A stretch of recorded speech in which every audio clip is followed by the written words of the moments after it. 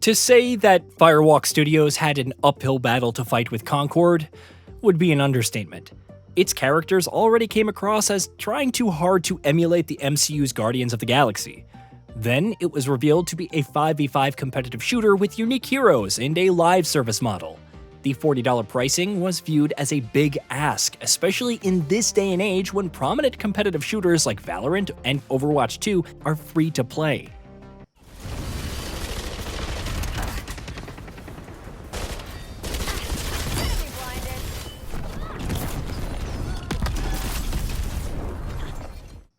As the months passed and the minuscule interest remained stagnant, Concord finally released to a whopping 697 peak concurrent players on Steam, already touted as dead on arrival. Its flaws go beyond its lackluster content, baffling crew bonuses, identity crisis, and wasted narrative potential. For all the pomp and circumstances behind its weekly cinematic vignettes and popping pastel hues, Concord isn't all that interesting. The story, such as it is, sees the crew of the North Star urgently awaiting approval from the Guild to take on jobs. Spoiler, they get it. I pointed this out already in my beta impressions, but revealing a game with a bombastic cinematic trailer and then kicking it off with a bunch of people sitting around a computer, yeah, that doesn't drum up interest. Yes, I can see some of their quirks. Starchild's faux Drax impression, One-Off's polite android character, Hamar's dreary "it's not a phase, mom" outlook, but it doesn't build to anything. If anything, it's a lazy approach to justify why the North Star crew is traveling across the Concord galaxy, taking on all these quests.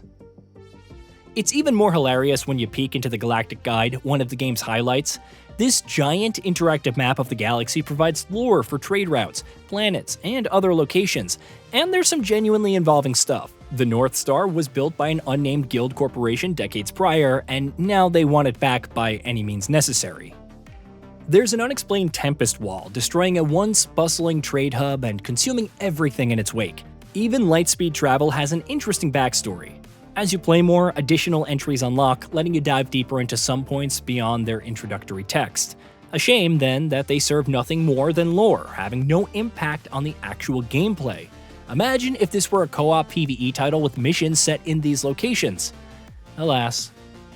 Unfortunately, outside the weekly vignettes, Concord does little to showcase the character's traits or interpersonal connections. Think of Overwatch and how it has conversations playing out in Spawn, or interesting quips when eliminating certain characters.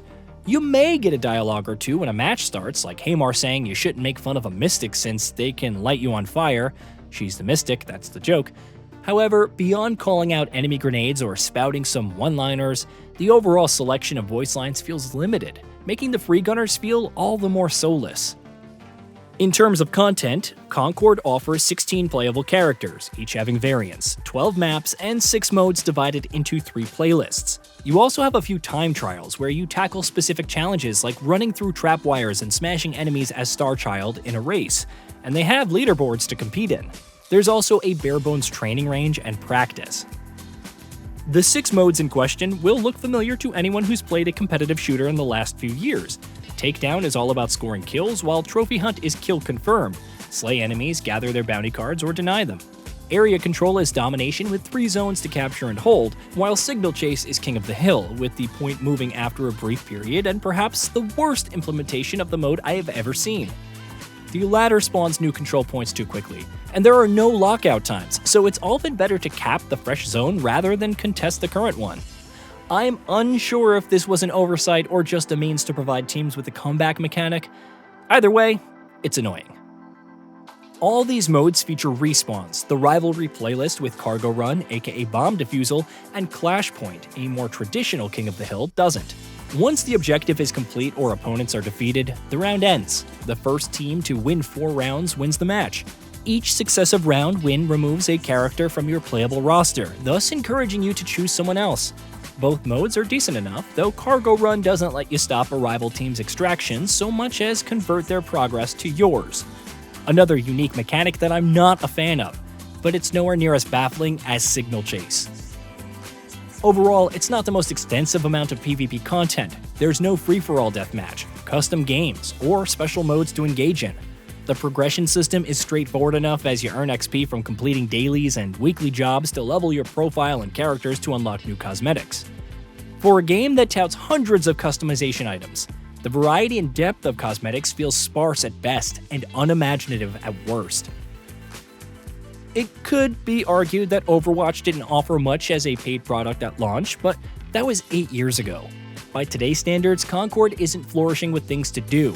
Honestly, I can't even say whether the lack of a proper ranked mode is all that bad, given the long matchmaking times for Rivalry, or just how flawed the modes can be.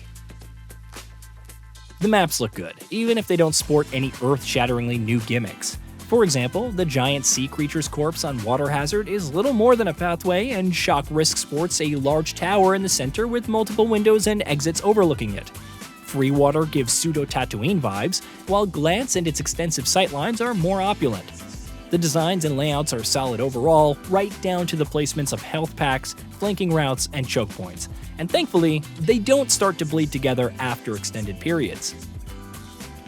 The gunplay and abilities feel solid enough, though I'm not a fan of the slower, floatier movement. It encourages hanging back and team shooting, yet it's not impossible to pull off flanks and maybe score a lucky kill or two on unaware opponents. At times, it feels like Concord wants to be a hero shooter like Overwatch and a faux Destiny clone. Each Freegunner has unique weapons and abilities while having unique roles, though it's not mandatory to follow a 1 tank, 2 damage, 2 support composition to win.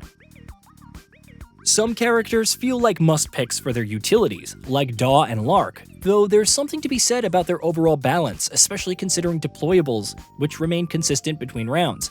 Having to deal with Daw's dome shield and healing pads with some decent damage to boot feels annoying, especially in maps with zones. Meanwhile, Lark's Spore Seeds are a must-have for their damage resistance and movement speed while slowing enemies and making them vulnerable. I need to reload.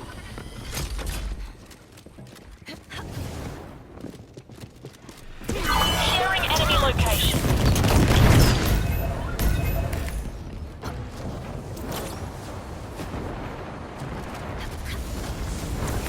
Protect me well.